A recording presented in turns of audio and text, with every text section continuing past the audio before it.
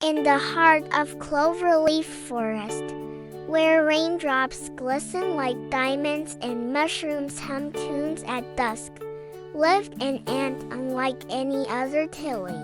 She wasn't the biggest or strongest, but she was the bendiest bug anyone had ever seen. Tilly could backflip across bark, spin through spiderweb hoops, and twirl through the tiniest tunnels. Her friend Benny the ladybug was his trusty map scroll, and Lula the caterpillar, who sang as she crawled, loved watching her leap and land like a leaf in the wind. One bright morning, Benny fluttered down with exciting news. "I found a forgotten tunnel on this ancient forest map," he said, his tiny glasses slipping down his nose. "They say treasure lies inside. Let's go!" Tilly cartwheeled in excitement. The tunnel was hidden beneath mossy rocks and glowed faintly. Tilly's antennae twitched. Magic! They entered carefully. The tunnel sparkled with glowing stones, and strange sounds echoed whispers, giggles. Suddenly, the ground trembled. Rocks tumbled behind them, blocking the way out. "We're trapped," Lula squeaked. Benny pointed forward. "There's a tiny gap, but it's too small for me or Lula." Tilly stepped up, adjusting her leaf headband. "I'll go.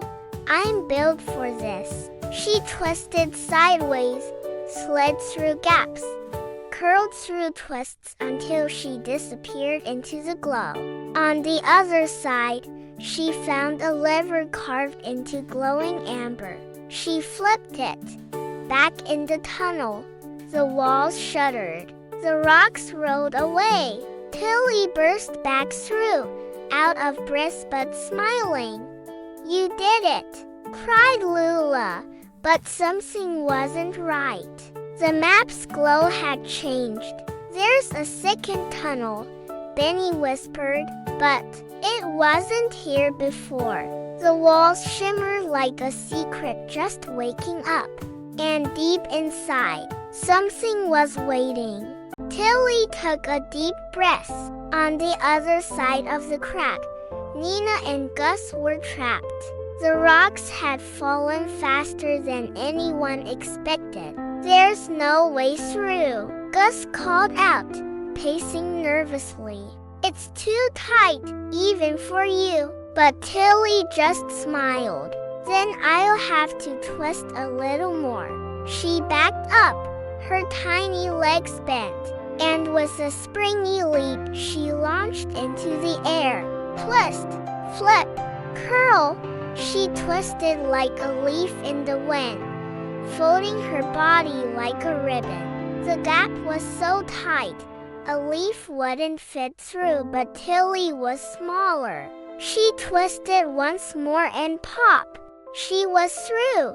"Tilly!" Nina shouted with joy. Tilly landed with a tiny thud and gave them a wink. "Come on! There's another way out." They crept along a forgotten tunnel Nina had once mapped but never dared explore. Roots dangled above them, glowing green. "Lola!" whispered Gus. "Where are we?" "It's an old rootway," Nina explained, eyes wide. "No one's been here in seasons." Tilly led the way, darting through fallen petals, crawling under silky webs, and even balancing across a narrow stick bridge. At one point, a mudslide blocked their way. "We're stuck again," sighed Gus. But Tilly grinned. "Not yet." She ran up the side, flipped over the mudslide, and poked a hanging vine just right. Splash! Water from above spilled down, washing away the mud. "You're like a tiny tornado," Gus chuckled. At last, they saw light ahead. A soft breeze drifted through the tunnel. The trio stepped into the sunshine just as the Queen's Guard came rushing toward them. "They're safe!" one of the ants shouted. The whole colony gathered. Leaf flags waved in the air. "She saved us," Nina declared. Twisted, flipped, and zipped right through a crack no one else could fit, added Gus. Tilly blushed as ants lifted her onto a smooth pebble like a stage. The Queen stepped forward, her golden crown leaf gently swaying. "Tilly," she said, "you have shown us that even the smallest ant can do the biggest things with heart, courage, and a little twist." From that day on, whenever young ants felt small or stuck, they remembered the tale of the flexible little ant with a yellow bandana. And if you listened closely on quiet days, you could still hear the whisper in the tunnels. "When you're stuck, twist."